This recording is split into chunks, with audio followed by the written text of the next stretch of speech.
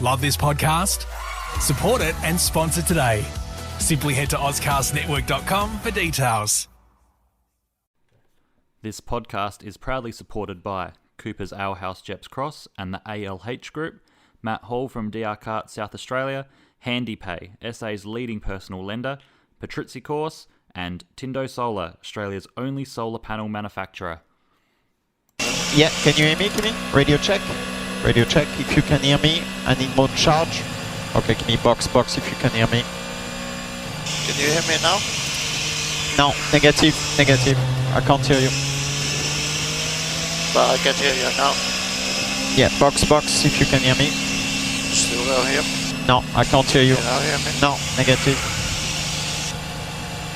But you answer still. If you can hear me, Kimi, we will go directly in. Can you hear me? Check. Can you hear me now? Can you hear me? I hear you. Okay.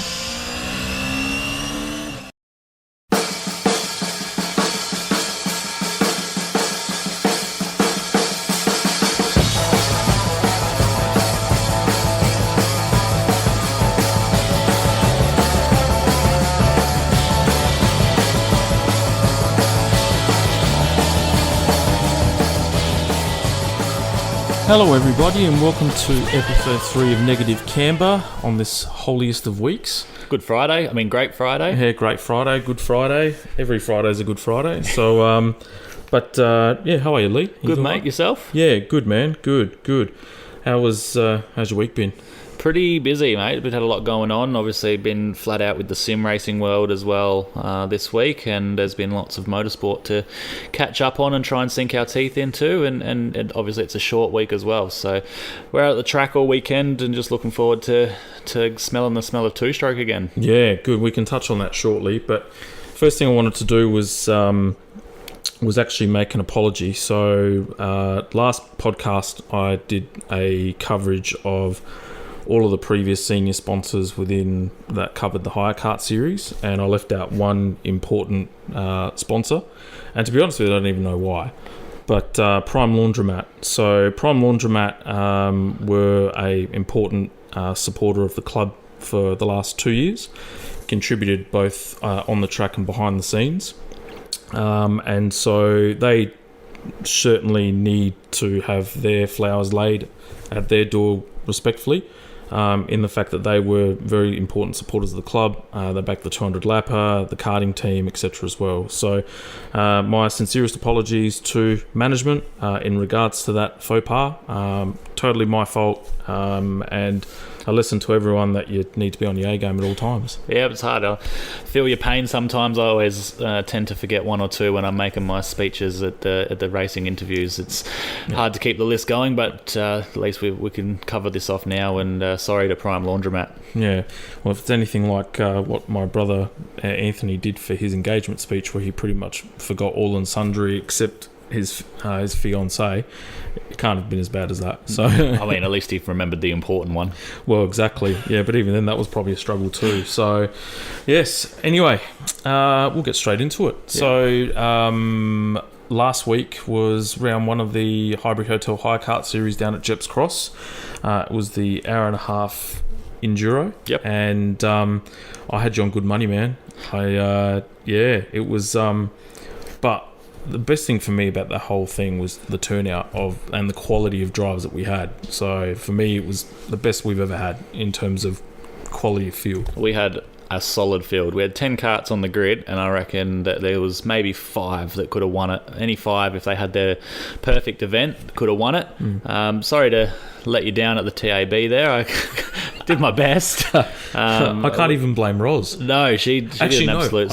I do. I think she ended up in the tyre wall at one stage, which probably cost us a little bit. So, you guys had the race in the bag, right, until I think it was your second to last stint, where your mum came into the pit and there were 2 other karts in front of you in that single lane, and they both had slow stops. Yeah, that slowed me down something massive. Yeah, big time. So And Dylan, I think, got through into the lead and was pretty much never headed after that. But it was backwards and forwards the whole race. I think every time I got out of the kart, we were leading, and then every time Mum got out of the kart, we were second or third, and then I'd get us back to the front, and then we'd be back to second or third, and it was just such a to and fro race. But that goes to show the quality. You couldn't even give up 1 or 2 seconds in the pits because you were going to lose positions. But just goes to show that our turnout this year was so good. We had Josh Denton come and help out, and his dad Craig was there to do some driver coaching with one of the new guys as well. So I'm sure that I think it was Joshua or Jacob.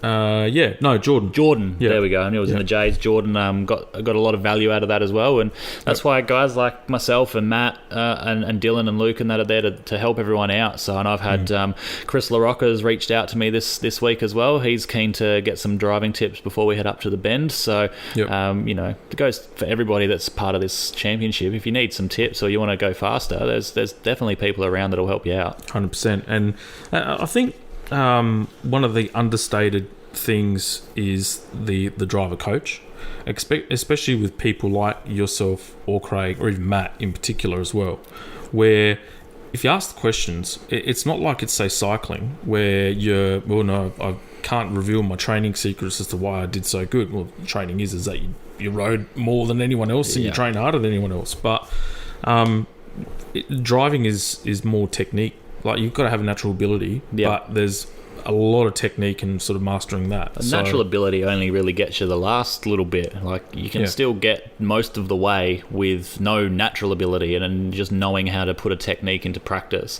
The natural ability is the last 5% basically, and you can get anyone up to speed quickly. Look at Roz. She's 60 and she's at speed, and never laid herself in 4 wheels except for her road car. So it's proof in the pudding that it can be done. 100%.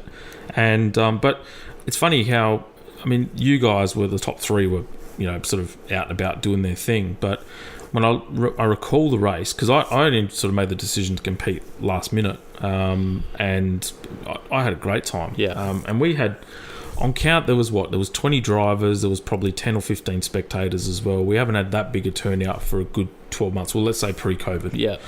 And so, like, from 4th all the way down to 8th, there was nothing in it. Like, the positions just changed pretty much every stint.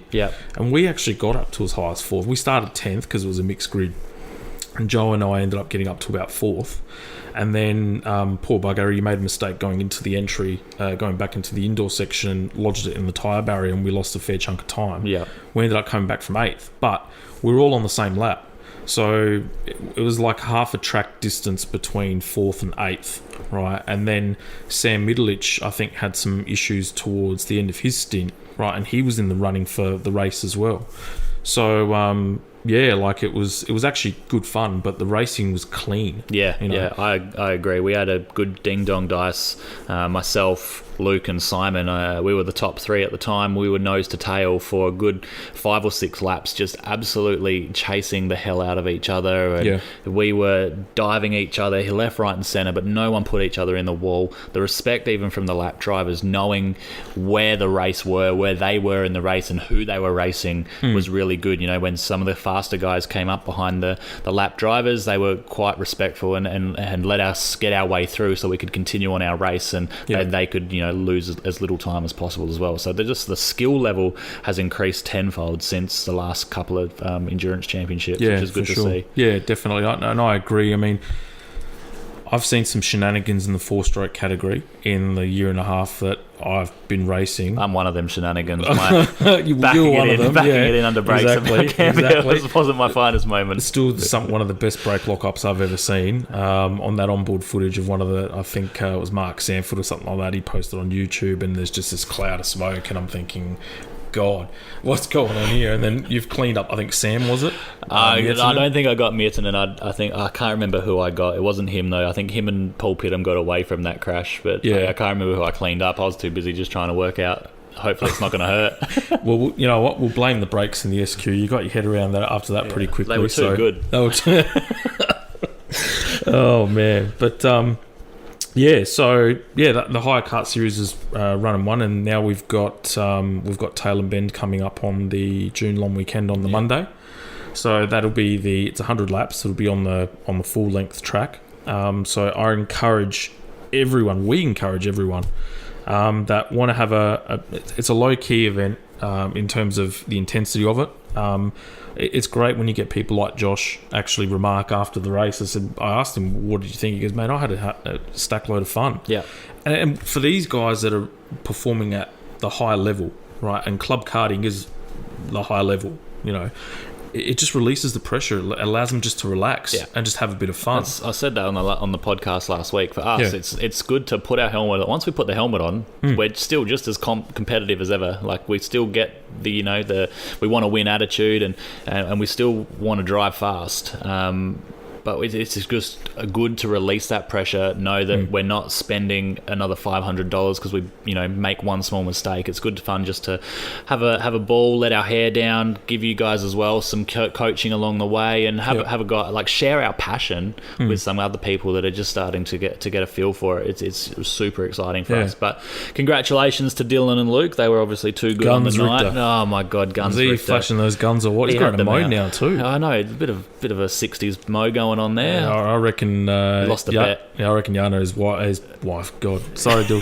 His partner has probably had a say in that. Yeah, I reckon. The old Playboy routine. Yeah, she gives a little twirl at night time. Judging by some of the photos he puts up on his social media, I would probably say that's the case. Yeah. But so no, it's June long weekend. There'll be details coming out on the club website and on our social media pages as well. They've got 30 karts, so let's get 30 karts on the grid. Well, yeah, they do. No, they do. And there'll hopefully be some really exciting news coming up in the not too distant future. Yeah. There may be the return of the 200. Whoop. The much heralded, much vaunted, much loved, much missed 200 lap endurance race. I'm excited for this one. If we can, if the plan comes together, this could be some fun for sure. Yeah. And there will more than likely be some special guest drivers at that. Might have mentioned our plan to a few people today at the track, and thanks for sharing, man. yeah. And there's some people that are keen that might make a one-off guest appearance, brilliant. not for championship points or anything, but just to come and have like you said, let our hair down at the end of the season. Yeah, exactly. No, it was our marquee event. It was the first endurance race of that kind that was held at the Bend. And people still talk about it to this day. I mean, we mentioned it to some of the hire kart drivers last week, and as soon as we said 200, the ones that raced it, their eyes lit up. The ones that hadn't raced it yet and are new to the series, they mouth dropped, because it's like, wow, we just did 111 and now you're asking us to do more on a track that's triple the length. But it is a truckload of fun, and the club for the 100 lapper will it's around lunchtime, I think the race starts, or late morning or something like that. Late morning, so there'll be a breakfast and all that sort of stuff that we do beforehand. And awesome. So on to another club thing. We've had some new members sign up. So Beautiful. They've gone into the competition to win the artwork, which was put up on Facebook the other week. Yeah.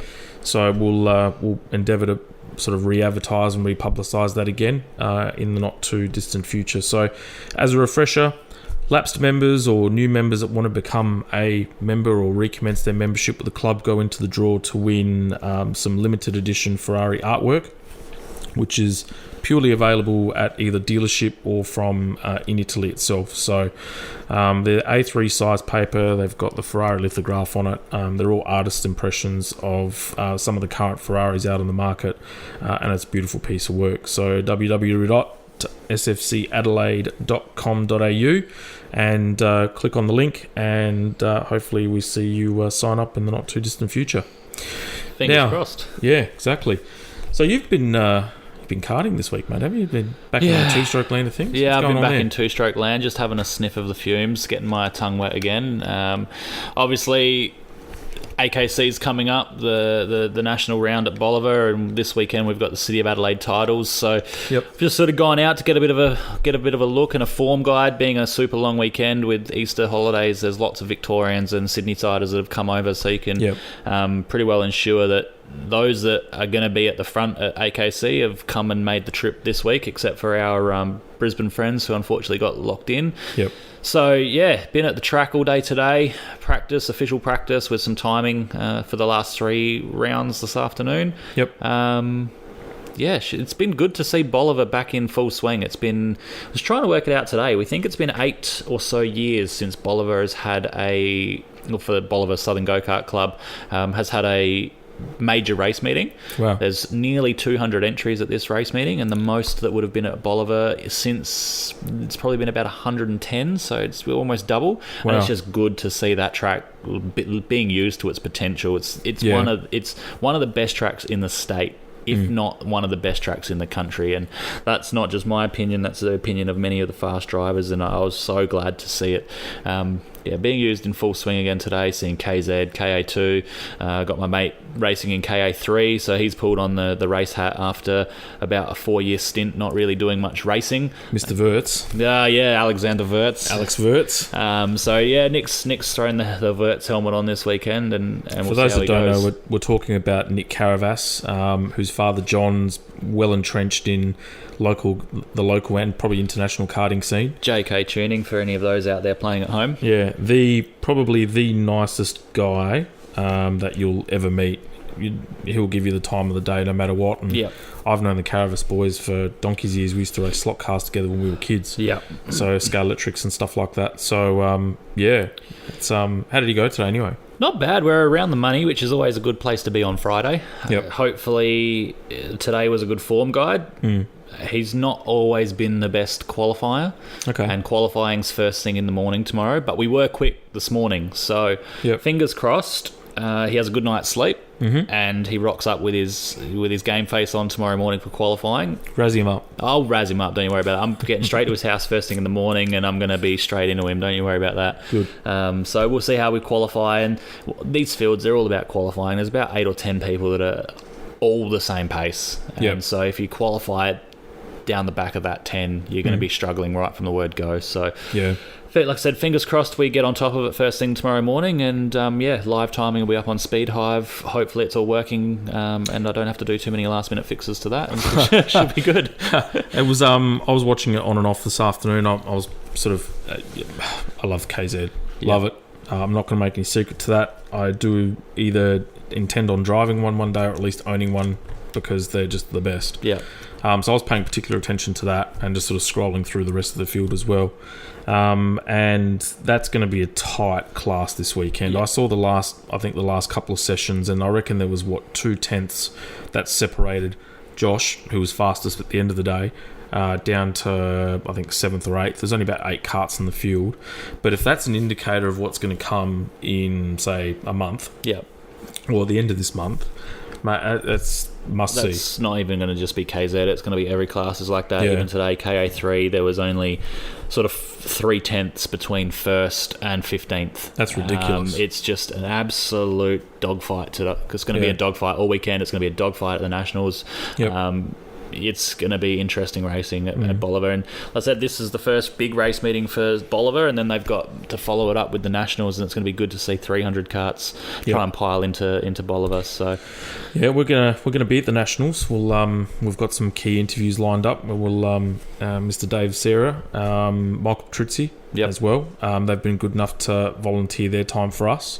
Hopefully I can get Troy Losco as well, and a few other runners. I might I've actually been invited. Trent, so the mechanic for Patrizzi's, invited me to go down to their motorhome and check it out. So we saw when we raced at Taylor Bend a couple of years ago, and they made the trip down, we probably saw half the setup, so they'll have the full setup. Yeah. And if anyone has seen the full Patrizzi course setup, it's an impressive piece of kit.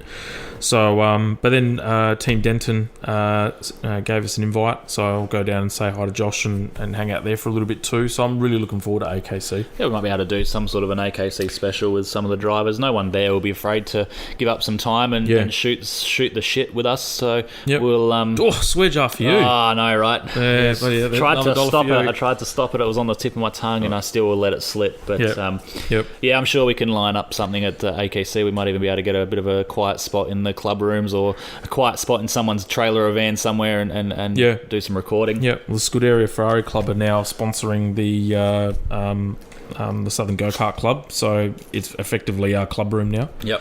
So I'm sure we can sort of make some time with that. So I'm looking forward to it. But what have you thought or what do you think's the contributing factor to the much larger field in comparison in the past? What's brought that on? Is it because of AKC? It's all because of AKC. You see, and it's to host the race meeting this weekend by Southern Go Kart Club. It is very strategic because the ruling is that once this race meeting finishes, basically, none of the drivers that are racing at AKC can use Bolivar as a test track anymore. There's the 3-week shutdown between. They come now for the race meeting, and because the race meeting goes and they're running the same format as they would at the AKC, the track's going to rubber up the same way it will at AKC. The track's going to behave and evolve the same way. So there's no better testing than coming and doing an actual race meeting where the track evolves in the similar fashion to what it will at that race meeting itself, the one that you really want to win. So that's the be all and end all of that contributing factor. The City of Adelaide was a massive race meeting, going back when go-karting was huge, and you'd get 300 people come, 250 people come to a City of Adelaide when they would put prize money on the line for pro clubman and pro junior and all this sort of stuff. But since then, the numbers have sort of dropped off a little bit. Karting's become, a little bit more expensive at the topper end. And so, purely strategic by Southern Go Kart Club. They've bumped up their entries. It gets them to put better things on for the AKC, a better show for AKC. Bring on AKC. I think there's even going to be, another 300 or so, like I said, is going to rock up for AKC. Yeah, and you haven't had the Queenslanders come through yet. So I think they lost 30 entries once the Queenslanders got sort of border locked in. There was supposed to be 200 entries or 190, and has ended up being 160 this weekend. So lost about 30 from COVID lockdowns.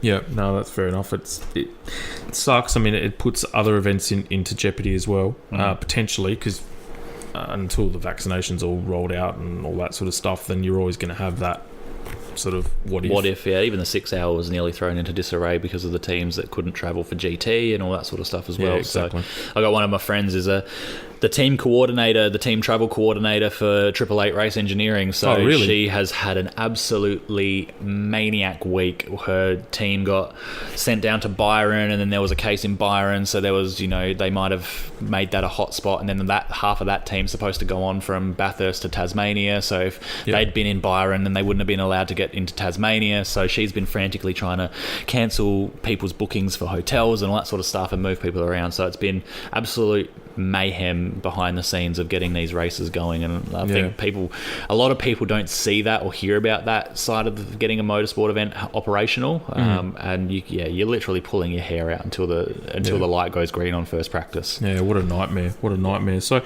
given for a weekend like this where you've got just a 3-day event, you've got the practice, you've got obviously qualifying racing, and then obviously the finals and stuff on the Sunday,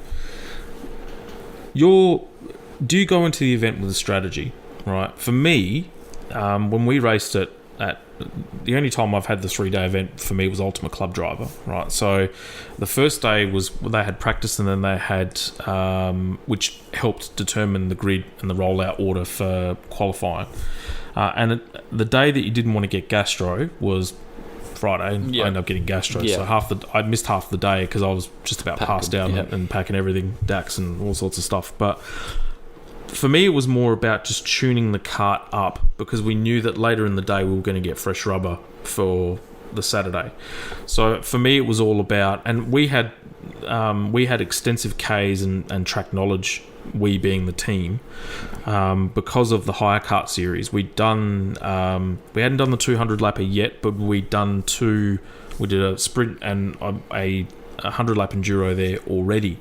So our track knowledge was good. We knew where to go and all that sort of stuff. So it was just about dialing ourselves in and tuning up. And then the weekend was all about nailing it for qualifying and that type of thing.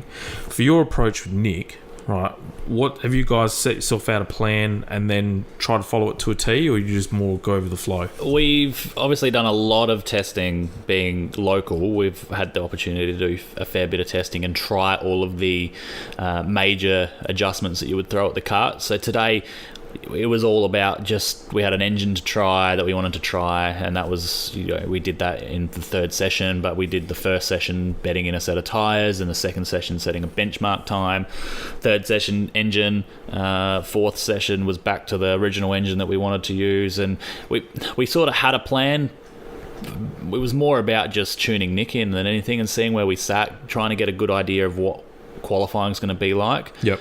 The real one that you put your focus on was the what session you're going to be doing today that is exactly the same as the qualifying session, to see where you sit in that.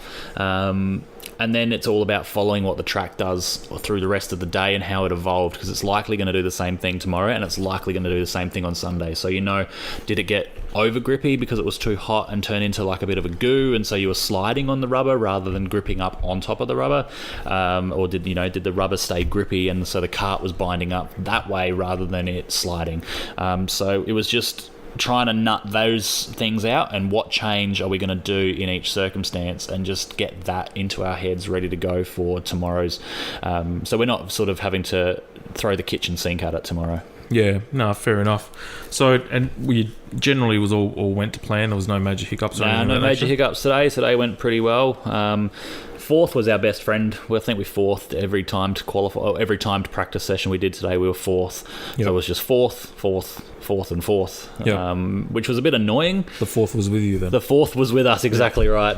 And hopefully the fourth is with us tomorrow as well. So. Well, may the fourth be with you then. But it's all about trying to. You don't want to qualify in this shit. If you can qualify in the front two rows, it's another swear jar. Sorry, listeners. Holy week too, man. Holy week. Sorry, I'm going to pull my head in from now on. The You don't want to qualify in the the bad stuff. Qualifying in the front two rows is key, and especially when everyone's so close. Like I said, 3/10 separating the top 13 or 14 people. You don't want to be a bad lap in qualifying and end up 14th. Yeah. Because you're going to be fighting so hard. You're going to use so much more of your rubber, so much more of yourself, so much more of your equipment, just trying to get back to the front. You don't want to do that. So you want to be up the front, and you can just settle into a rhythm in every race and just try and stay out of trouble, which is... Fingers crossed, tomorrow's going to bring us the goods. Especially turn 1 and turn 2. I mean, it's that if you get it wrong, you can pretty much destroy your weekend. But if you get it right, you can make up 25 positions on lap 1. So Mount Gambier tactics. Exactly, win it all. Mount Gambier. Don't you know it's one on the first corner, Jamie? This is maybe where you've gone wrong in the karting previously. Well, I'm always at the arse end of the grid, mate. Nothing to lose in turn 1. I watch all the chaos in front of me. It's like what Moses. You're watching your two reserved. You're supposed to just send it because you've got nothing to lose. So you go for the Hail Mary and hope it sticks. I'm too busy dragging my feet and and the rest of the cart weight along the line. I watch everyone disappear in front of me and then try and make it up after. So but no, man, it would be Nick's got a fair engineer behind him in terms of yourself. So, but definitely it sounds like you guys have got a plan, or we had a plan, and now it's just having to execute it, which is good. So lessons to everyone, folks. Plan. Exactly. Preparation prevents pissball performance. Exactly. And you got to try not to chase other people and other things. You got to stick to your plan and know, if you keep on chasing the track and you don't let the track come to you, you're going to end up with a setup that's way outside of your window. So big meetings like this, take your notes, work out what's happening, and you'll come back bigger and stronger. And hopefully it's good. But I reckon that's about enough two-stroke stuff. Let's. I can see the tower of paper. My wife, if she saw this tower of paper, would probably... I don't know. I want to say something mean, but I don't want to be too mean. She would probably set it on fire and then slap you upside the head.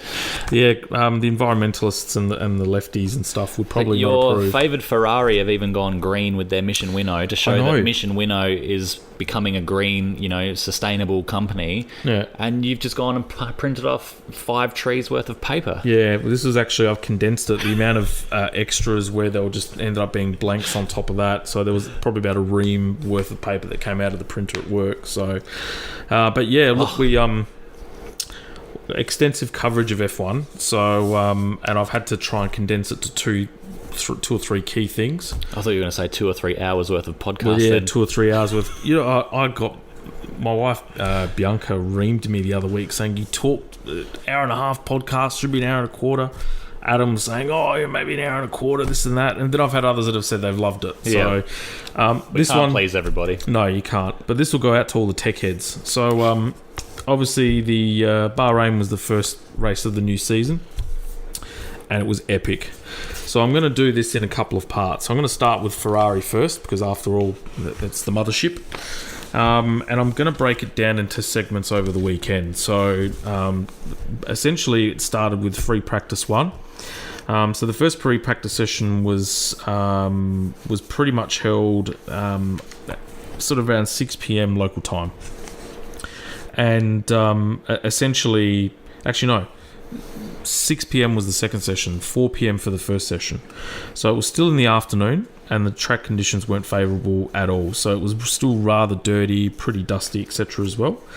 Both Sainz and Leclerc ran soft compound tyres, and they probably did race runs. So Charles did 14 laps on the soft compound tyre, and Carlos did about 15. So they started off just basically bedding the car in, getting there, just cleaning up the line, getting used to it all, and getting themselves all kitted up, ready to go. And then the second session was actually held on at 6 o'clock local time.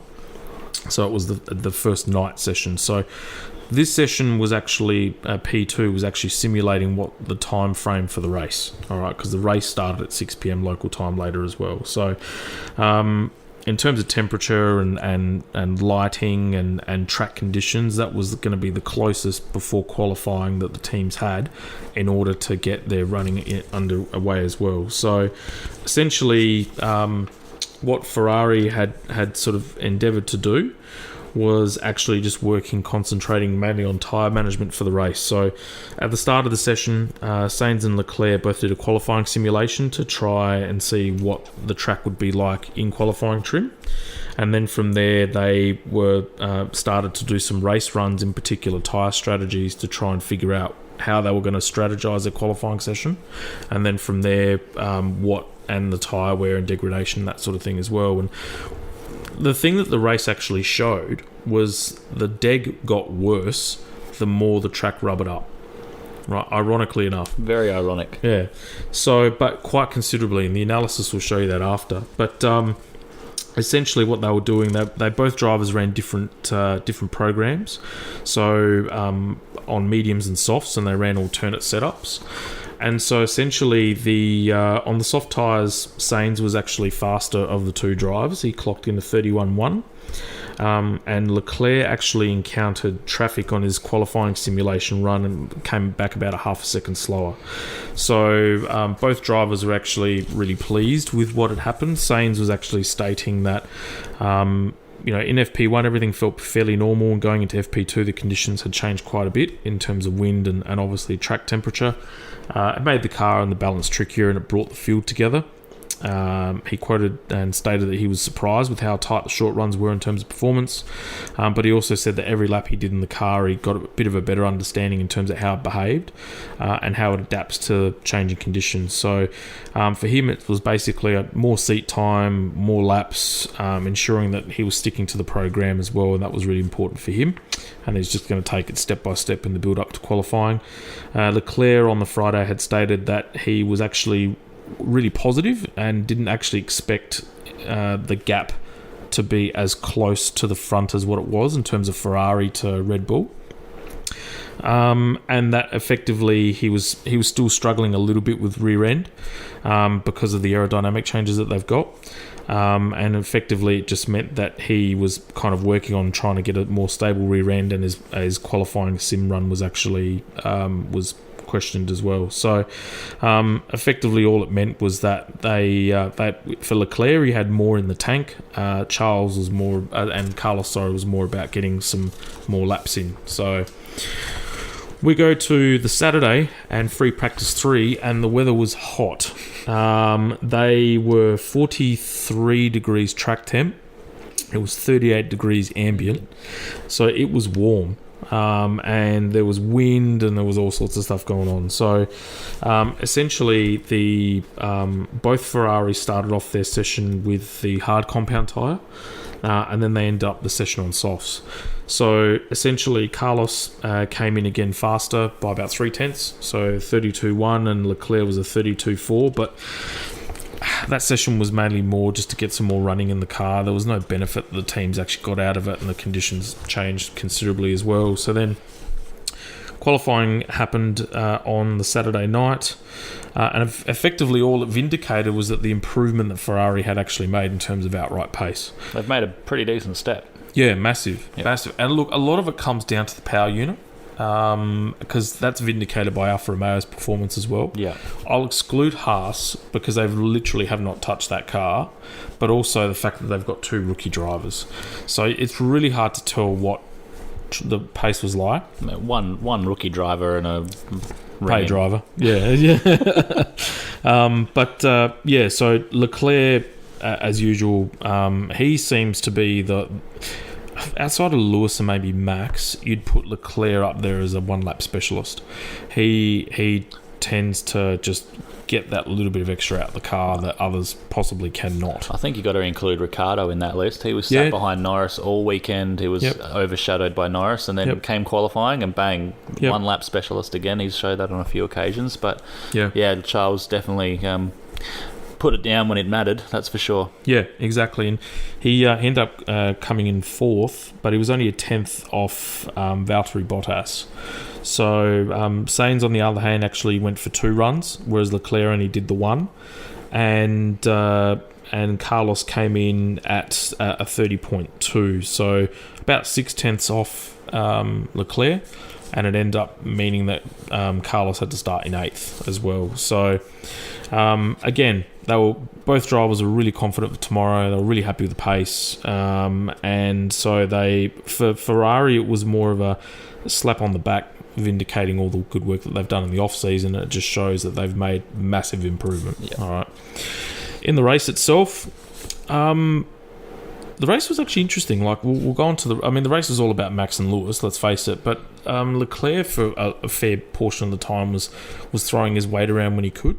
And Carlos was actually showing some good stuff as well. The battle between Sainz, Alonso, and Vettel in the Aston Martin was pretty cool. Pretty cool. Yeah, pretty cool. To see the old stages versus one of the young gun. Yeah, exactly. So Charles got a great start, moved up to 3rd, and then dropped back a couple of places, and then it was basically Leclerc versus the McLarens.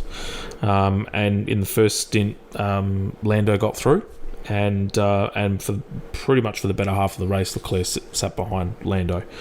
Carlos pretty much Carlos did what Carlos does best, and he's probably one of the best starters on the grid. You can almost guarantee that he'll make up ground. And then essentially that's what happened. He was dueling with Ricciardo for 7th in the end. So up and down all race, yo-yoing between strategies and that type of thing. And came in and finished 7th overall. Yeah. So from a Ferrari standpoint of view, I think it was pretty positive. I think they'll go into Imola now and second race in Imola. So right into the coalface of Italy. Yeah, they got to keep on the strong form. 100%. But they'll go in there with a pretty good feeling and some confidence as well, because it's it's funny that Imola is a track where you can really start to stretch the legs. I kind of wish now they brought Tamburello back to what it was, to be honest with you. But to compensate for that, they've gotten rid of the chicane that used to lead on to the front straight. Yeah. So it's pretty much straight from as soon as they come out of I can't even remember that last corner there, but it's coming out of the Foggia or something like that, and they just go straight through. So it's actually what it allows the car to do is just open it up, and that'll be the real test for where they are at this early stage of the season, power plant wise as well. And it's a lot more technical for the chassis as well, so you'll bounce back a little bit more if they do well at Imola as well. They're in for a good season. Two 100%. Tracks that are very different. Bahrain with its long straight and more flowy corners versus Imola, a bit more stop-start and a bit more technically chassis aligned. If they do well both rounds, it could be a strong season for Ferrari. Yeah, exactly. So I felt weird having the race in Bahrain as first up. It hasn't been like that since 2010. So it was different, but at the same token, it's just good to see cars back on track. Exactly. Yeah, exactly. So now, for those of you that know, I have a saying that I'll always say: I love to study the data, and study the data I have, and in particular, it was about Hamilton versus Max, because that was pretty much what it was all about in the wash-up. So, with a bit of assistance from the F1 website, there's an analysis that's been done pretty much from Max and Lewis from qualifying all the way through the key moments of the race. So I'm going to share it with everyone. So looking forward to this. I know you love your data. Love my data. But, all right, so the battle for victory in the Bahrain Grand Prix, pretty much everyone was on the edge of their seat. And Lewis inexplicably ended up coming out on top by 0.7, you know. Ironically enough, and we'll touch on it later, Verstappen ended up qualifying, at least a half a second quicker with a cracked floor. Yeah. So if you think of the impact that a cracked floor would have on a car of that caliber, just imagine what the gap would have been. I reckon he probably would have gone at least another couple of tenths. So let's say close to a second. Yep. Now, who would have thought that would have been the case in terms of with Mercedes? Yeah. But on the race runs in P2, Mercedes were far, far closer. Yes. Right. So especially at Bottas, no. But Hamilton, yes. Yeah. So There's not much in it at all. No. And when you studied the data, you actually saw that there was going to be line ball between Verstappen and Lewis, and that ended up being the case. So the W12, which is the Mercedes, actually looked a bit of a handful in testing, as we touched on our last podcast. So whatever improvements Mercedes have made, so the reduction of the aerodynamics on the floor, right, greatly affected the cars that ran a flat rake. So flat rake meaning if you look at the side of, say, the Red Bull, it's pinned to the front and it's jacked up at the rear, right? So it's a high rake. Whereas the Mercedes, the Aston Martin, a lot more neutral. Ferrari, to a lesser extent, a lot more neutral.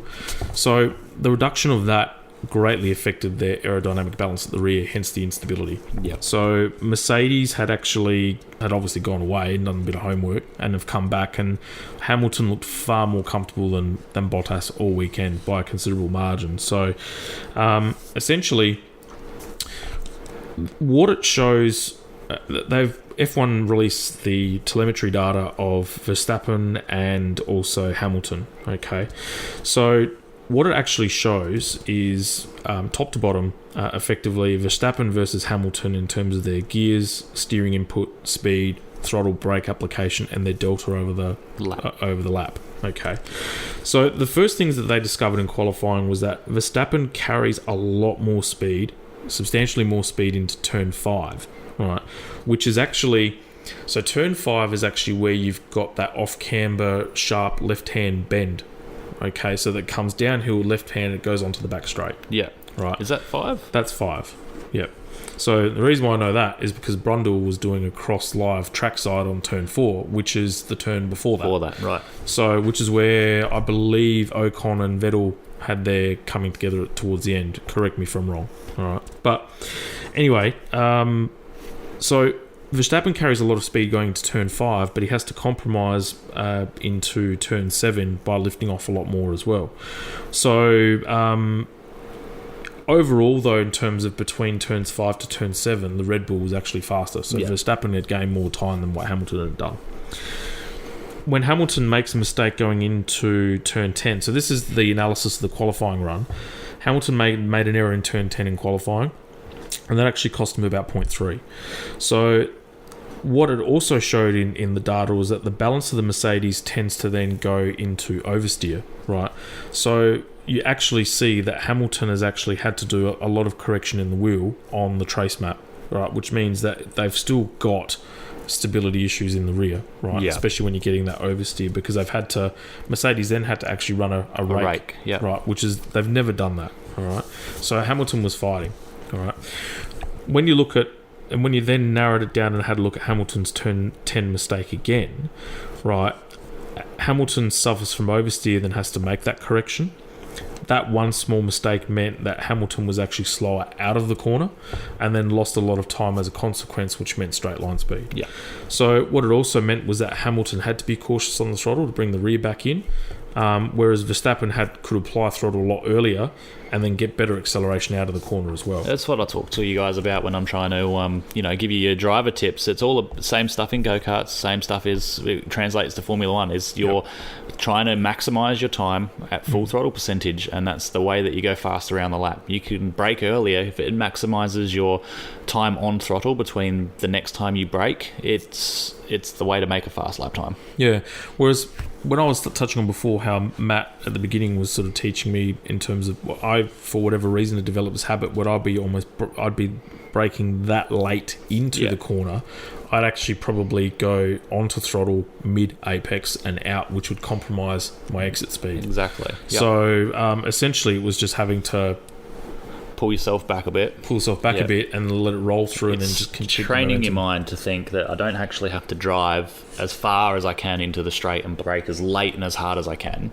Yep. That is technically what you are doing when you are making your best lap time, is braking as late and hard as you can to make your best lap time. But we could always go late, we can always go deeper, but that's not necessarily the fastest way to get around the track. So it's about finding that time where that makes the best lap time for you. Yep, exactly. So we go to the race, and this is where Mercedes turned it around, right? They had, for whatever reason, had a minimal amount of medium compound tyres. So they had a whole truck of softs and they had a whole truck of hard compound, but not a lot mediums. In medium. Yeah. But what it did do was actually save their race, right, and actually turn the tables around. So with Verstappen leading away from pole at the start and maintaining the gap, right, so that hovered at about 1.5 seconds, okay? Mercedes had to basically pull the aggressive tyre strategy, and the thing with Bahrain is that the undercut, right, is massive there. Massive. So what it meant was that, and Lewis is actually really good at looking after tyres, right? We saw that all of last year, right? When it came to the crunch, there was probably no one better. So what they had to do was they had to run a pretty aggressive tyre strategy, right? And it meant that what they were going to do was prompt Red Bull to be counteractive in terms of their strategy. So essentially, Mercedes' calculations were this. So they've estimated that the time lost due to a pit stop in Bahrain is 23 seconds, right? So by the end of lap 14, Verstappen he built up a lead of about 22.5 seconds over Hamilton, right? So in reality, Verstappen had lost 22.8 seconds on his first stop, so would have to come out around 0.4 behind Hamilton had he stopped on lap 14.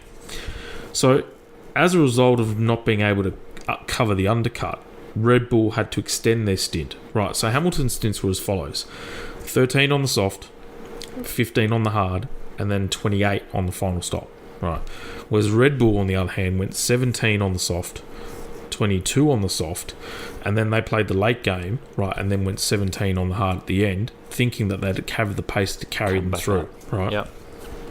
So after a stop, Verstappen was able to reduce, he came out with about 7.6 seconds in deficit and was actually 0.8 of a second quicker in an 11 lap period. So he was, and on average was about 0.62 over the whole run. Yep. Right, as well. So Hamilton making his second stop 11 laps early in Verstappen forced him to be tyre management mode. Right, so, and that was the only way that he could keep the lead. Yeah. Right, so what it meant was that he had to run a 28 lap stint, which was only equaled by Lance Stroll in the Aston Martin. Right, the only driver in the top 10 was Lance that did the same strategy. So Hamilton's degradation average, right, all of a sudden was only 0.05 second of a lap. Right, so in terms of his lap time, it was really consistent, Whereas Stroll, if you had to do the comparison, was dropping about a tenth a lap, okay, which prompted Stroll to lose ninth to Tsunoda at the end, right? We'll touch on him in a tick too. So Verstappen, though, was on the fresher tyres. He only had to complete a 17-lap run on his final stint. So what it meant was he was able to actually push harder, but his degradation was actually higher, 0.1 of a lap, yep. Right? So on lap 53, when Verstappen actually passed Hamilton, by that stage, the degradation rate was that they were actually equal, right? So what it meant was that because Verstappen had exceeded track limit and had to give the position back, it was actually at that moment that Max knew he'd lost the race. Yeah. Because of the fact that he was now at a disadvantage, right, because he'd actually used more of the tyre. So, and that's kind of what contributed to Max post-race actually saying that he didn't actually have the tyres anymore to attack. Okay, so you could also argue that had it not been for Perez stopping on the warm-up lap and then doing the extra Formation one lap less, that could have possibly also contributed to it too, maybe. Could have, maybe. So basically, in the last 3 laps, the pace was between the drivers was pretty much almost equal, and on average Verstappen was 0.003 of a second quicker, which is peanuts. Not really. much. Right, so the 3 key laps were lap 43, where Verstappen chased down Hamilton on newer tyres, and pretty much from top to bottom gear, steering input, speed, throttle traces, and that type of thing as well, right, you could actually see, and you can see it here yourself, it's only marginal. Yeah, there's not much in There's it. not much in it at all, you know. So it's clear, though, that you can see where Verstappen is actually making his gains, right? And that's through the medium and the high-speed corners, where your downforce is actually going to be at its greatest. Where the stability right? is most important. And that's where the rear end is actually... That rear end component on the Mercedes is what's lacking at the moment as well. Whereas on the straights, the Mercedes is marginally quicker. Now, that could be due to less wing. It could be at the fact that the Mercedes is now marginally faster than the Honda as well. But it's not enough to offset the time that Verstappen was making through the bends. Yeah, exactly right. As well. So basically, it means that both drivers for most of the lap outside of turn 4 to 7 were pretty much equal. Verstappen's tyre advantage carries him through for the most part. But also, note this, Verstappen actually carried 11 kilometres per hour more apex speed, right, than Hamilton through turn 11, right? But then needs to lift off more in turn 12, right? Which is the left-hander, right-hander coming back up the hill. Exactly, right. But 11 Ks is substantial. It's a lot. That's at that speed, right, 11 Ks is pretty significant. Yep. Okay, so, but then also towards the end, Hamilton used traffic to his advantage too, because he had a slipstream from Russell as well. Yeah. Right, so that, bit of underhand deals with the Mercedes and that sort of thing too. So he wants his seat. Russell wants his seat next exactly. So the key moment was actually in the overtake, and how Verstappen pulled it off and then overcooked it. So Verstappen arrived at turn 1 with a 30 km per hour speed advantage, thanks largely to DRS. Yeah. Right. Verstappen then runs deep into turn 1, right, to try and maximise his exit speed going onto the straight. But then Verstappen passes Hamilton on the outside, but then has to make a large correction of oversteer as he ran off the track, but he was still carrying 7k more apex speed than the previous lap as well. Yeah. So he pretty much went all in or nothing at all. It was time to send it, or go hard or go home. Yeah, exactly. He would have known as well that he was reaching the cliff with his tyres, and he had to do it then. And that was his chance. Yep. And let's face it, his piss would have been burning at the fact that Red Bull got out strategized. Yeah, exactly right, because they were comfortably quicker than Merc all weekend.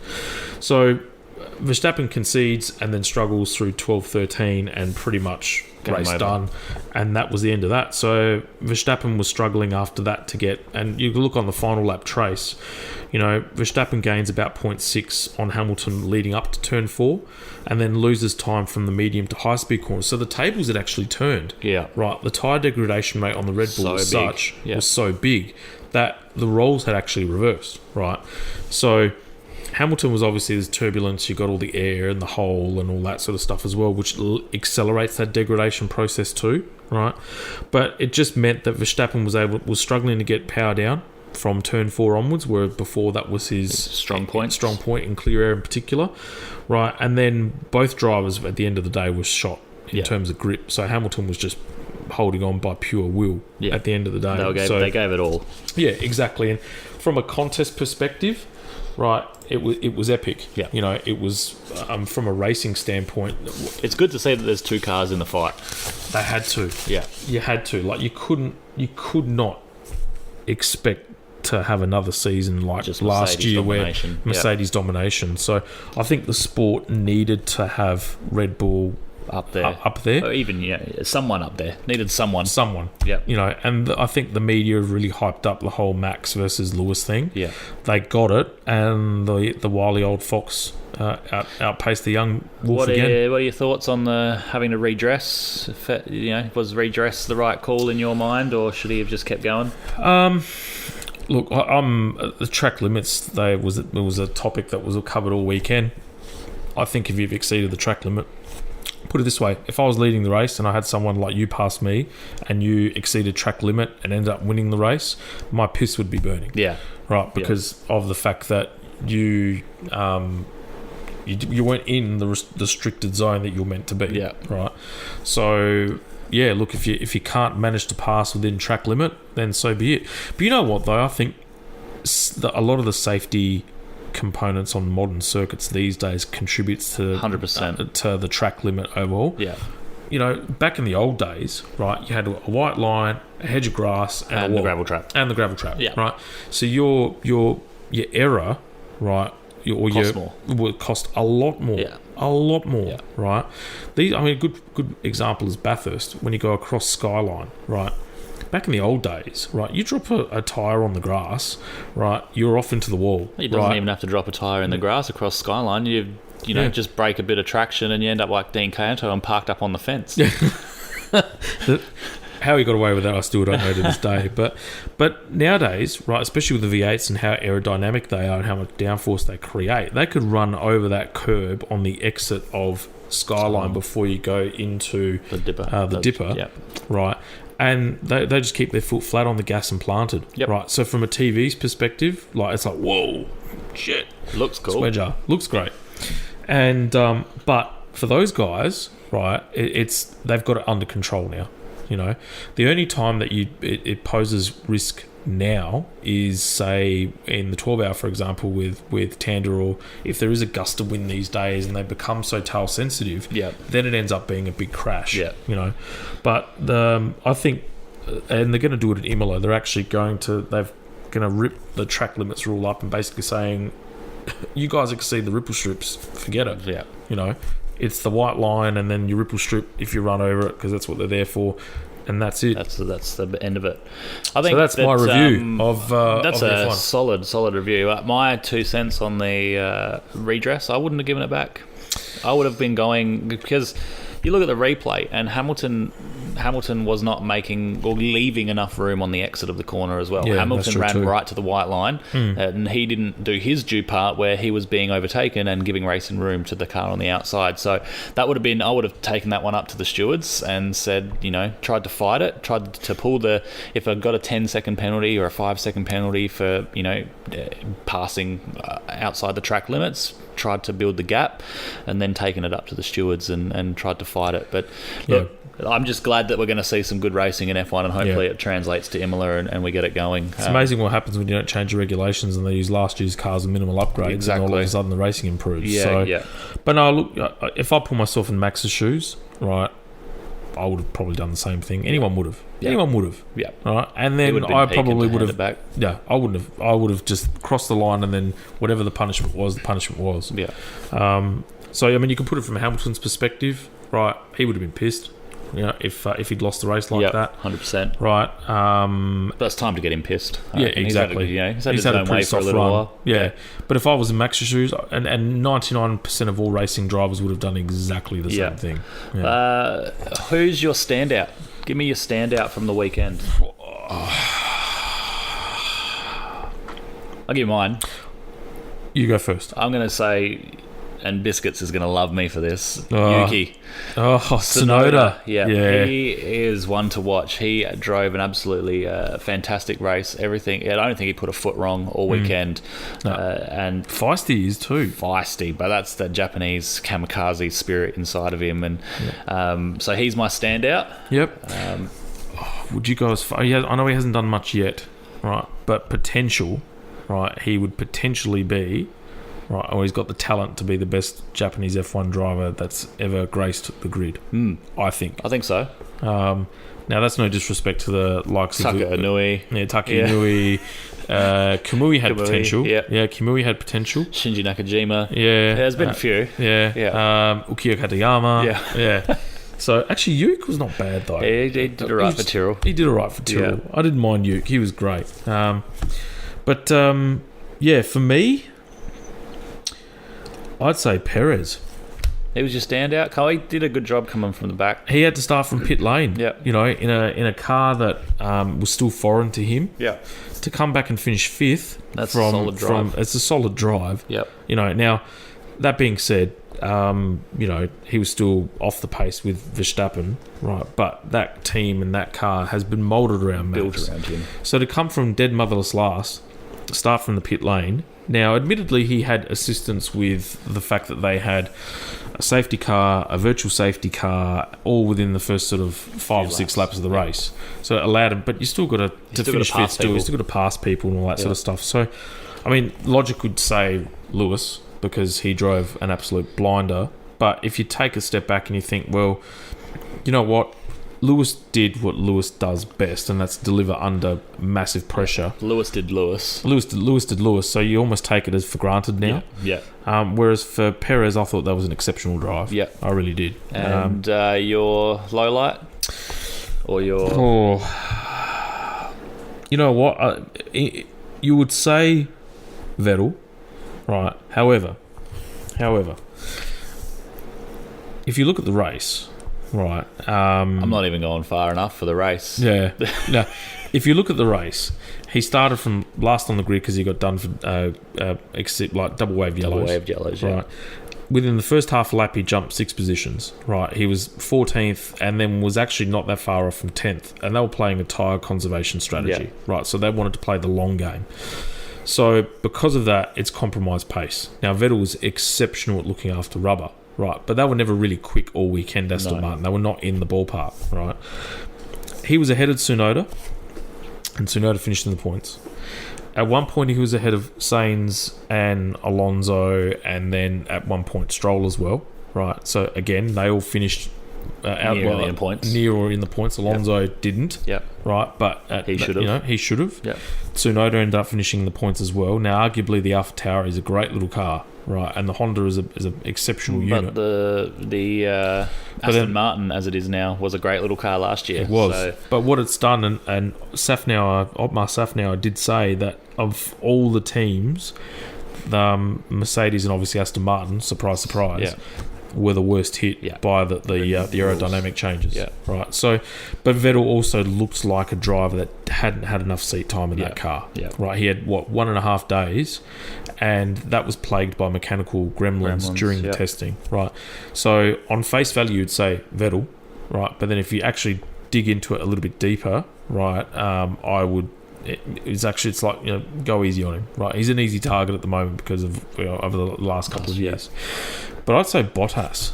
Yeah. Bottas was really disappointing. You know, just couldn't get his head around the car all weekend. Yeah. You know, he got shut down by Toto post-race. I don't know if you've seen the footage of that as well. No, I haven't seen the footage. So they're about to do the team celebration photo. Valtteri's got a head full of steam. Starts talking to Toto, and pretty much Toto more or less said, no, hands under the throat. No, right. Shut up. And keep it after closed doors. So, but yeah, there's what else was? Who else was the my loser of the weekend was Mazepin. yeah. That's I haven't seen a look. He's had some results. He clearly can drive when in the right circumstances. However, shit. He's a fish out of water at the moment. Yeah, he looks like he's a fish out of water. Yeah. There's a new, I don't know if you knew, the website has how many days has it been since Romain Grosjean crashed? There's a new one, has Mazepin spun today.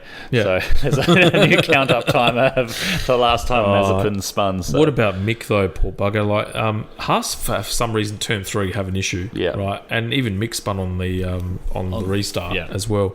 So there must be something with that particular car, right? As soon as they put the power down, especially early in the race, wants to spin out and that type of thing too. So, that was solid wrap round on 1. Formula 1. Can't wait for the next one. Bring it on. So, before we touch on MotoGP, they've got the Bathurst 6 Hour this weekend. So, for those that don't know, Bathurst 6 Hour effectively is what was the original, you could say, 70s Bathurst. Yep. So, that was for its production cars, right? So, it's literally showroom standard with minimal modifications, and they race to time for 6 hours. So, that's always traditionally been held on Easter Sunday. Yep. And the Bathurst 6 Hour event was actually coordinated by ARG, who are the same people that have got the rights to do TCR, the new GT3, Fanatec World Series, Trans Am, and all that sort of stuff. So the TCR, round 3 of the TCR series is actually on this weekend at Bathurst as well. Yeah. So, the GTs, Van Gisbergen was and is racing in that. Garth Tander's racing in that. So Yasser Shaheen and actually Garth Tander end up being quickest. Yeah, they went. I think I saw a headline. They got into the 204s. Yeah. So that's lightning fast. But being at the track all day today, I've not had a chance to follow up on any of that TCR action today. I shall tell you. Oh, I look forward to this. Right. So. There was no TV coverage today. It's going to be pretty much 12-hour coverage on 7 Plus and 7 Mate tomorrow and also Sunday as well. Yeah. The 6 hour being the main event, so TCR is actually going to be on very early in the morning on both days. Yep. Right, so they'll have qualifying and 2 races tomorrow, and then they'll have the final race of the round first thing in the morning on Sunday. Because the 6 hour will start at 10:30. I think 10:30 local time, there or thereabouts. It actually finishes at twilight because daylight saving ends as well. Yeah. All right. So, first practice session this morning was held at 8:30. Jordan Cox in the Alfa Romeo was fastest. Nice. And then in the second session in the afternoon, it was actually GT. That was pretty quick. Yep. And Lee Holdsworth was actually the fastest. Yeah, they're cool. So in the Alfa Romeo. So the Alphas both sessions. I was very happy with that. The Hondas seem to be up there as well. They seem to suffer the most from balance of performance for whatever reason. Yeah. They're the sectors 2 and 3, which is pretty much from the cutting all the way across down to Forest Elbow, and then going down Conrod Straight. Yep. The Hondas are very, very good. They struggle going up, so which is pretty much from into Hell Corner and then all the way up Mountain Straight. So the Alphas are generally probably the most potent in a straight line, so I expect them all to be there or thereabouts in qualifying tomorrow. I know Michael Caruso had a quiet day, but and a lot of those cars, they were, when you look at their times, they're in sort of like the mid to teens, so like mid, like 215, 216, so they're not too dissimilar to what the Super Tourers are doing back in the mid to late 90s. It was actually funny, David Wall, who runs the Honda Australia team, there was an article on Speed Cafe that and I got very excited because all of a sudden there's this beautiful Volvo S40 that comes up, and David Wall was like, I want it to resemble the Super Tourer days, and I'm like, oh Dave, love you. But effectively, they were trying to chase Ricardo Ardell's pole position time of 98, which was a 2:13. Yep. I was very fortunate enough to actually witness that lap in the flesh that day, and it was special. Yeah. Anything's possible because those were normally aspirated 2-litre engines. These were turbocharged. We don't know what boost they were running. We don't know how, whatever they were doing today. I reckon they'll probably give it a good nudge. They'll give it a good nudge. Yeah. Depending on obviously track conditions and that sort of thing as well. I think if they wind them up for qualifying and get a fresh set of rubber, a nice set of rubber and some cool conditions. Yeah, but up. that lap of Rydell, if ever you get a chance to look it up on YouTube, it is epic. It is epic. That was actually, I remember the commentators distinctively that day. The trackside commentators were actually stating that the Volvo from across the top of the mountain going down into Forest Elbow was actually faster than any V8 supercar that section of that part of the track in the history of it. That's how fast this lap was. Yeah. But they were flat out going into the chase. They were braking probably with about 50 meters before we going into the left-hander uphill. Yep. So, yes, that's what started the love affair with S40. There you go. But no, the Van Gisbergen's racing in the 6 hour. Yeah. A majority of the field is actually the BMW 3 Series, so the likelihood would be a BMW will win it. But he was about a second quicker than anyone else on track. He's racing in GTs as well? Yeah, he is actually in the Mercedes-Benz. Mercedes, Yeah, in the Mercedes. So they were second. Yep. Tanda was obviously fastest with that, with Yasser Shaheen. Yep. So you would have seen Yasser probably cutting some laps in the old girl and on the track. Oh, only a few. Only a few? Yeah, only a few. Yeah. He doesn't practice much at all. Yeah. No, I'm being very sarcastic. What else do you do, though, when you build yourself a private racetrack? Basically, it becomes your test track and your private playground. So, yeah, definitely he's done some laps in that and everything, every kind of car out there. So no surprises to see him doing well, and he always does well at every championship that he races, to be fair. Yeah. No, he's actually come up as a pretty accomplished driver. He was more than holding his own in terms of qualifying and all practice times today at Bathurst. Yeah. Which is good to see. Yep. You know, so, and they've taken up, I mean, I don't know their history personally, but from the outside looking in, they've actually taken up motor racing relatively late in their career. Yeah, relatively late. Yeah. Made their mark in the business world first, and when they became obviously able to, they've been interested in racing for a long time. Sam's got a historic, I think it's an Austin that he's got at the Bend as well. So they have raced before, and now they race more seriously and more professionally. Yeah, no, that's good. Good on them. MotoGP, cracking race. Have you seen it? Always a cracking race. And Moto 3, Moto 2, MotoGP, absolute ball busters every single time. Yeah. And MotoGP is going to be absolutely amazing all year. Yeah. 3 or 4 teams in it that can win it. Yeah. Bring on your review. Let's talk about it. Ducatis, shut the bed. Yes. Yep.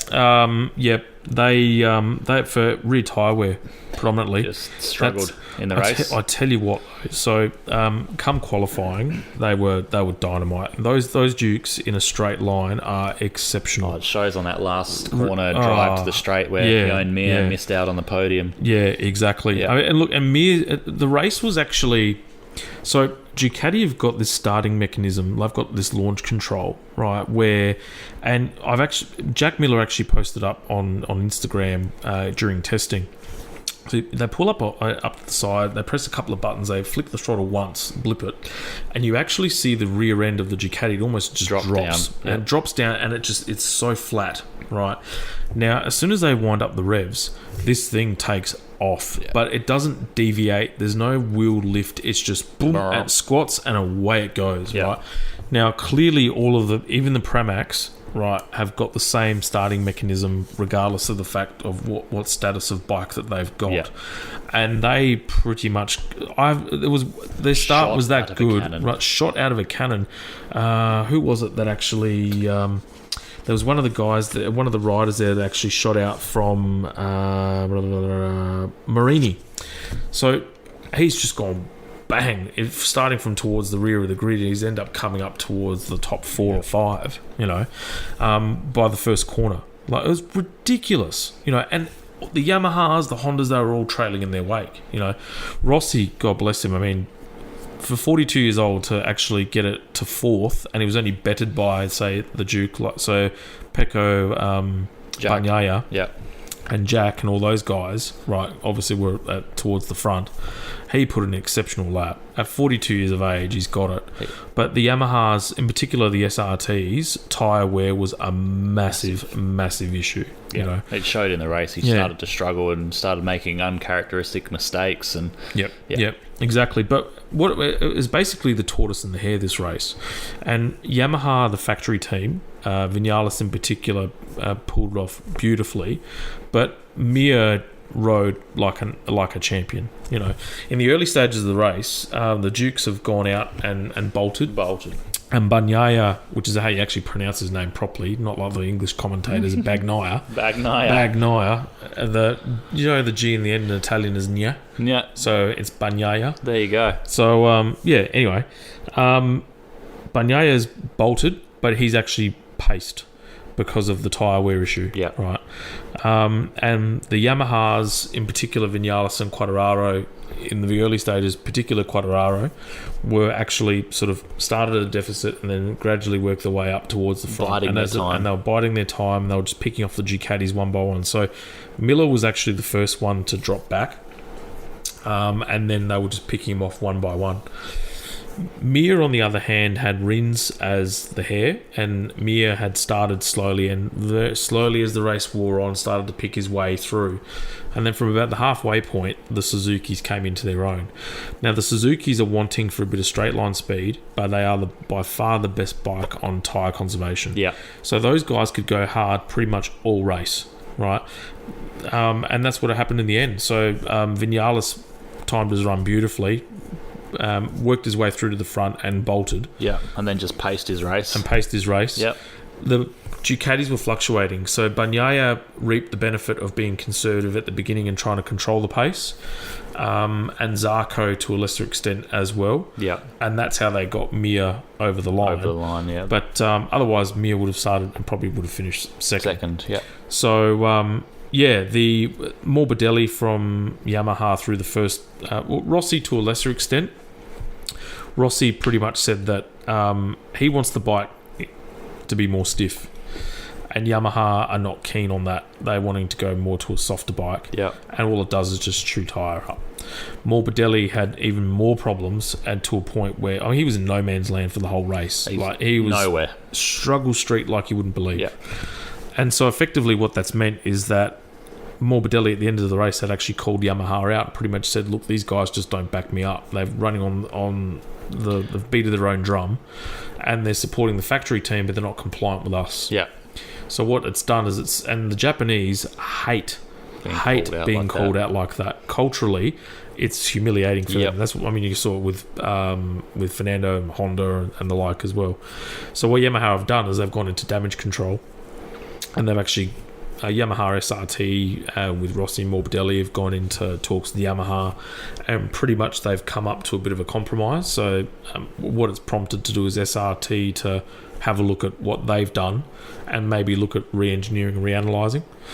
And so it's meant some damage control on Morbidelli's behalf, pretty much saying, look, I said it, but at the end of the day, 3 out of the 4 riders have got factory bike, or current factory spec, whereas I've got the previous spec as well. So, which I wasn't aware of. I assumed that the Yamaha SRT, both bikes were equivalent and the factory bikes were the same. Yeah. But obviously not. I mean, they do have Rossi in there now, though. So that's true. Rossi wants, he gets, basically. Yeah, exactly. So what it's prompted to do is have a rethink, I guess, for all the teams this weekend, because they're racing pretty much about the same track again in Qatar. Yeah. So I think probably going to be more of the same. I can't see how... I think the Dukes may be a bit more stronger.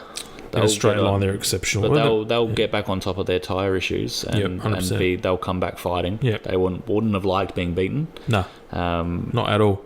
Especially Jack. Yeah. Jack was a standout rider in pre-season. Bagnaia pretty quick. Yeah.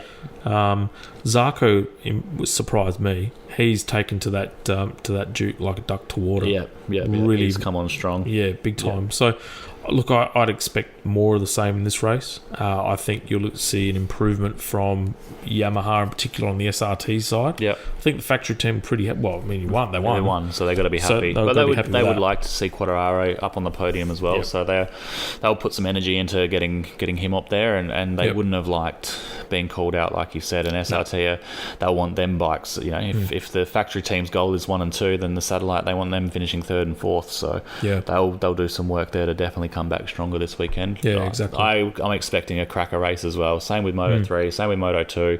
Hopefully Remy Gardner can get up and move up one spot on the podium more. Yeah, so he ended up finishing second, didn't he? Second in his KTM IO debut, so that was good. Yeah.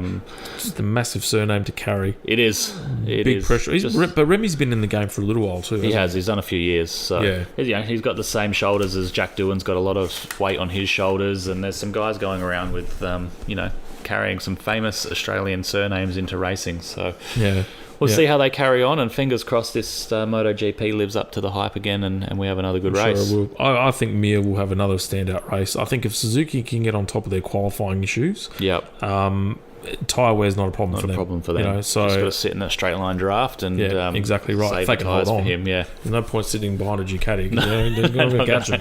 Put the tow rope on. Yeah. What grinds your gears, brother? I have had to think long and hard about this one, and I have come up with not a lot, but I'm going to go out against Karting Australia this week. Sorry, as much as I love them. I want to come back to the more forceful repechage style racing. For you, you've probably not been privy to what a repechage is, but now you're basically, they put a cap on how many people can enter the race meeting, right? So at the Nationals, it's 56, I think, is what they cap the race at, and they'll run, all 56 will get a race, and they'll run A, B, C, D. So after qualifying, first will go into Group A, second will go into Group B, third will go into Group C, fourth will go into Group D, fifth into Group A, so on and so forth. And A will verse B, and A will verse C, and everyone will verse everybody, basically. Back in the day, right, and back in the days, speaking sort of 10 years ago, we used to run a thing. Feel old. Yeah, we used to run a thing called a repechage, right? So after qualifying, if the grid size was 32 karts, 26 karts got in. The next 26 went into a repechage, and if there was any more than that, well, too bad, too sad. Anyway, after the repechage, it was a pre-final length, so 12 to 15 laps. The top 6 from the repechage went in to race the rest of the weekend, and everyone else went home. So I want to see Karting Australia readopt this issue, get rid of this entry cap. If they want to put, if 80 people want to enter a race meeting, don't not let them race. Like, people want to race, don't tell them they can't come and race, let them race, and let's get back to the repechage, make people be accountable and be good enough. And so it's almost like a pre-qualifying, like in the old days in Formula 1. You had to pre-qualifying, and then you sort of had to pre-qualify, and then if you didn't make the race, you don't make the race. But I used to love that. It puts the pressure on the line. I mean, it does suck for people that don't make it out of the repechage. They've travelled all the way and they've spent all the money on accommodation and all that not to race. I suppose it is fairer for them to run the A, B, C, D format, but no, bring back the repechage, put it all on the line. Everybody used to love going to the fence for the repechage. It was on the line then, and it was sheep stations were drawn, and it was good racing. So that's grinding my gears. I don't like this A, B, C, D format. It's going to ruffle some feathers, but who cares? Bring back the repechage. When we launch the podcast tomorrow, there might be a couple of people listening to it, and all of a sudden they'll bring back the repechage and they'll do all that sort of stuff. Fingers crossed. Let's do it. Just walk into the gates tomorrow with a big smile on your face. Say, hey, KA officials. Exactly. I was having a good chat with some of them today as well, so hopefully they'll take the tongue in cheek. But bring back the repechage. Bring back the repechage. I don't have anything that really grinds my gears. I haven't had anything this bad. It makes for a pleasant change. It makes for a pleasant change that you've got nothing to rant about. Yeah, no, You've been too busy studying data from the Formula 1. I have been. I've been nose deep in data. I've seen line graphs. I've seen enough throttle trace maps and deltas and all that sort of stuff to do my head in. So, nothing for me this week. I think we'll save your epic rant for next pod. I guarantee there will be one. Yeah, there will be one. But I'm all good this week. It's just kicking back and enjoying Easter and all. My race. Well, actually, no, my race suit felt better. That was a good thing. Well, that's a good thing as well. Yeah. When Matt Hall comes up to him and says, "Shit, you've lost a bit of weight, man," I'm like, "Yeah, that's enough to keep me going." Good. So not obviously progress is progress, but got to keep pushing, keep striving for those goals. Are we seeing you at the track on the weekend? Are you a bit busy with the Easter stuff? Yeah, Easter stuff for us. So especially with Easter Sunday and all that sort of stuff with the kids and family on during the day and at night time and all that sort of stuff. So no, unfortunately not. But I'll keep my eye on the racing and Speed Ive, and I'll send you some messages and say, "Hey, what's going on?" Give me some goss. But I think that's it. I think we'll give it a wrap. Well, Adam will be happy because this one's only an hour and 20. So we're 10 minutes short than what we did. Yeah. But no, I think it's been a great start to the motor racing season. Absolutely, and it's time to kick back, and I think we might make it home in time for practice 2 of Motogp. Yeah, exactly. So I've got it on series link. Series record. Yeah. So actually, before I go, there is something. There is something. Here we go. I received a messenger sort of post from a KA driver who I've promised that I will reserve their identity.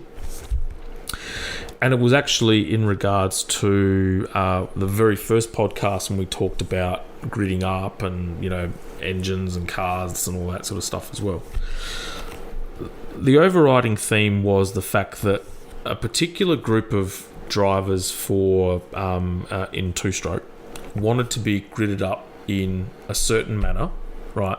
Because they did not wish to have the slower karts impede their race, right? So they pose the question, what are your thoughts on this? My thoughts are, if said experienced individuals are actually overriding the officials, right, and putting themselves above the sport, yeah, no, not good. Not a good look. It's not a good look. No, because at the end of the day, nothing is bigger than the sport. The sport is what, and the officials who are volunteers, they give their time, right, and who I think do a great job in terms of running the event and having to contend with a whole bunch of egos as well, right? Put your ego aside and just race. Because if you're that good enough, if you're that fast enough, right, then if there are slower drivers in front of you, guess what? You've got 10 or 15 laps to pluck through them and pass them. Yeah. Right? Suck it up. Suck it up, right? Put your ego to one side, right, and let the officials and the marshals run the race and the event the way it needs to be done.